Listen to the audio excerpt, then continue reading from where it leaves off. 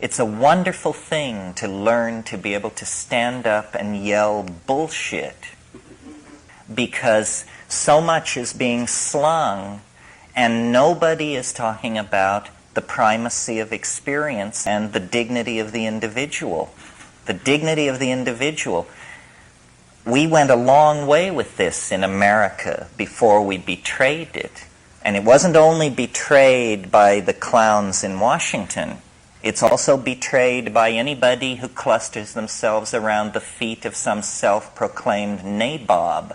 I don't know what nabob means, but I like the idea of the dignity of the individual, because say if you're a libertarian of the right, you believe in tradition, you're Christian, whatever, or you're a very progressive person that believes in non-binary, fluid forms of identity. Terence McKenna is saying that should be respected, the sovereignty of the individual. I hear that spoken of a lot, that within you as an individual is something that should be regarded. That's why you don't tread on people, or you push people around. You don't know what it's like to be them. You allow people to be who they are and try and find ways of, through simpatico and consent, cooperating with one another, I suppose, like Sesame Street.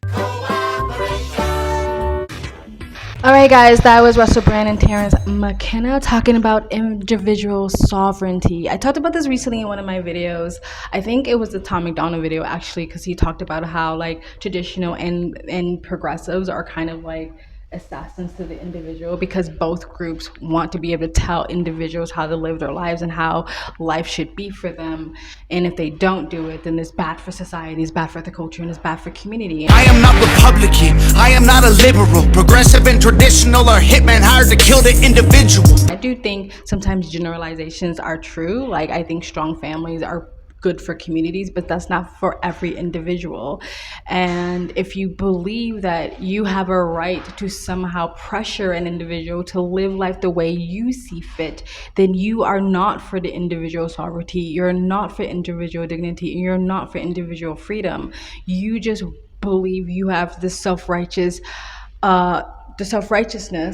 you know the truth and what's right for the entire group, for the entire planet, for the entire country, for the entire community. Therefore, you have some sort of authority to tell people what to do. And a lot of religious people do this because they believe they've been like sanctified by God, you know, put out on a mission to turn everybody into a Christian or believe in Jesus Christ, whatever, which is silly. You're not God. You're not God's proxy. You cannot, as a human being with your human belief and your human brain and your human experience and your human perspective, perception, understand God, especially if you're coming from a book that was mistranslated, edited, rewritten, books taken in and out throughout the centuries called the Bible. I know I probably lost a few of you guys, but yeah, you don't have a right to tell any individual how to live. However, an individual also doesn't have a right to peer pressure other people how to live. When it comes to the progressive left, right? They don't have a right to, if they are harming children on either side, if anybody's harming children, like I just reacted to a video about that pastor who says something about assault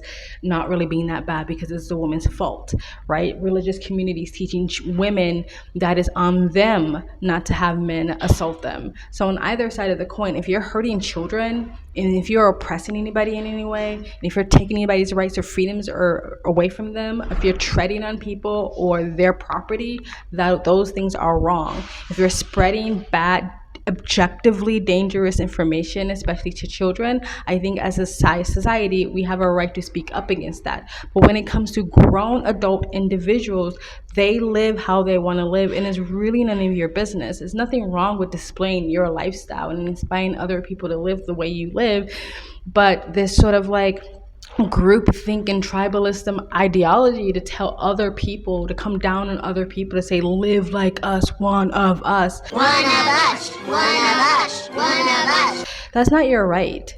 That is not your right to do. And if you are a Christian, if you do believe in God, let them have that journey on their own with their own relationship with God. Let them come to that conclusion on their own. That is not your job. Plus, I believe what Jordan Peterson says, clean your own fucking room, because a lot of you people have really fucking nasty, disgusting, trifling ass rooms, and you're trying to tell other people how to live their lives.